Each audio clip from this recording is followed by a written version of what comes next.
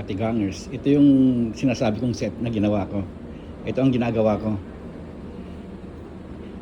Ito, nakalagay dyan sa gilid, 40 below. Itong 40 below na ito ay sa cafeteria namin. Tawag namin kasi 40 below, hindi cafeteria. Kaya ibig sabihin, yung pagkainan ng empleyado bukas ay dito sa Coronado, 4th floor. Ibig sabihin, may ice cream.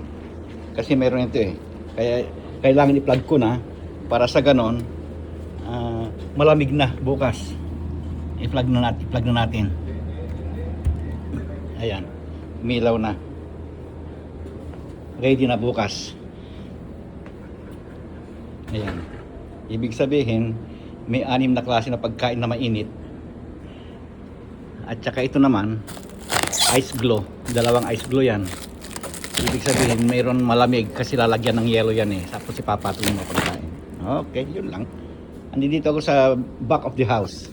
Ito yung yung ballroom. Ayan yung may kasal mamaya.